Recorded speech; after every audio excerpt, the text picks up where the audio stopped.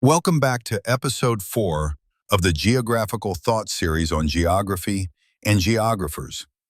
In our last two episodes, we looked at Thales and Anaximander, men who looked at the stars and the shape of the earth. But today, we are meeting someone different. We are stepping back over 2,500 years to meet the man who looked at the people on the earth, the man who tried to separate the story from the geography. Today we explore the life of Hecataeus of Miletus, the figure often crowned as the true father of geography. To understand Hecataeus, you have to understand where he stood. He was born around 550 BCE in Miletus, modern-day Turkey. Now, Miletus wasn't just a city. In 550 BCE, it was essentially the Silicon Valley of the ancient Mediterranean. It was a bustling port city where East met West. You had Greek sailors docking next to Phoenician merchants in Persian caravans. It was a place where information was the most valuable currency. Hecataeus grew up in the shadow of the Milesian School, the intellectual tradition of Thales and Anaximander. But while they were obsessed with the cosmos, Hecataeus was obsessed with the earth and the humans living on it. He wasn't just a scholar locked in a room. He was a wealthy aristocrat, a traveler, and a high-ranking diplomat. And this experience gave him a very practical, almost cynical view of the world. There is a famous story about him during the Ionian Revolt against the Persian Empire around 500 BCE. The Greek cities wanted to rebel. The mood was fiery. Everyone wanted war. But Hecataeus stood up and told them to stop. Why? Because he was a geographer. He had traveled the Persian Empire. He knew the sheer scale of their territory compared to the tiny Greek city-states. He supposedly listed every Persian nation and their resources to the rebel leaders, warning them that the geography was against them. They ignored him. The revolt failed. Miletus was destroyed. But because of his wisdom, Hecataeus was the one chosen to negotiate the peace treaty with the Persian Artaphernese. His geography literally saved what was left of his people. Now let's look at his work. Hecataeus wrote two major books. The first was called Genealogiai. In ancient Greece, history was a mess of myths. Gods sleeping with humans, monsters, divine interventions. Hecataeus found this annoying. He wanted logic. In the opening of this book, he wrote a sentence that changed the history of thought. He said, "Hecataeus of Miletus thus speaks. I write what I deem to be true, for the stories of the Greeks are manifold and seem to me to be ridiculous." Ridiculous. Think about the bravery of that statement. In a world ruled by superstition, he was the first to try and strip away the fantasy to find the human history underneath. This was the birth of the skeptical geographer. But his masterpiece, the reason we are studying him today, is his second book, Periodos Ges, which translates to Tour Around the World. Written around 500 BCE, this is considered the first systematic geography book in Western history. Tragically, the book is lost to time.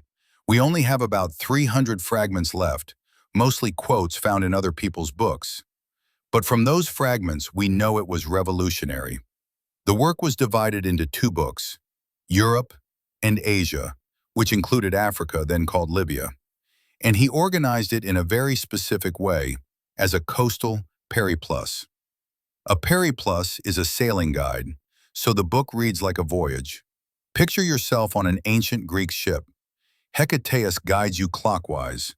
You start at the Pillars of Hercules, Gibraltar, sail along the north coast of the Mediterranean, dip into the Black Sea, come back down to the Levant, pass Egypt, and sail west to Morocco. Along this route, he didn't just list port names, he described the people. He wrote about the Scythians in the north, the Persians in the east, and the Egyptians in the south. He described their dress, their food, and their strange customs. This was the moment geography met ethnography, the study of culture. And of course, he drew a map. Hecataeus refined Anaximander's map. He saw the Earth as a flat, perfect disk surrounded by the ocean river, Oceanus. But if you look closely at reconstructions of this map, you'll notice something strange about the scale.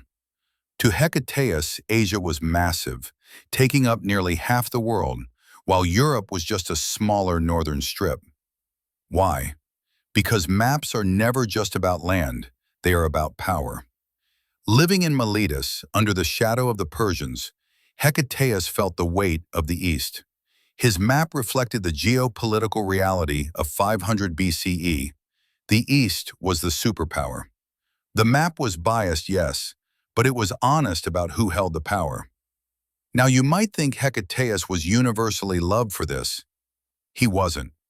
In fact, he had a massive rival, the famous father of history, Herodotus. A generation later, Herodotus famously mocked Hecataeus.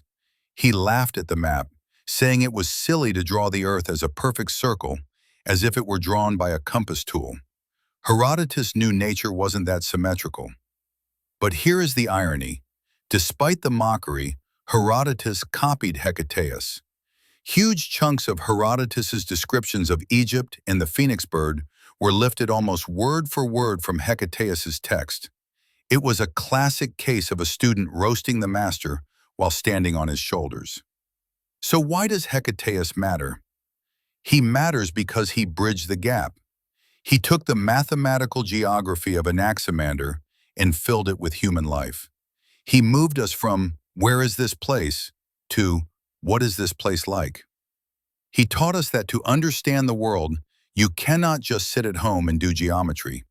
You have to travel, you have to observe, and most importantly, you have to question the ridiculous stories you've been told. So here is my question for you today, and I want to see your debates in the comments. Do you think Herodotus was right to mock the perfect circle map? Or was Hecataeus just doing the best he could with the data he had? Who do you consider the real father of geography? If you enjoyed this deep dive, please smash that like button. It really helps the algorithm find other geography lovers. Don't forget to subscribe and hit the bell so you don't miss episode 5 of this series on Herodotus. This is Geography and Geographers, and I'll see you in the next one.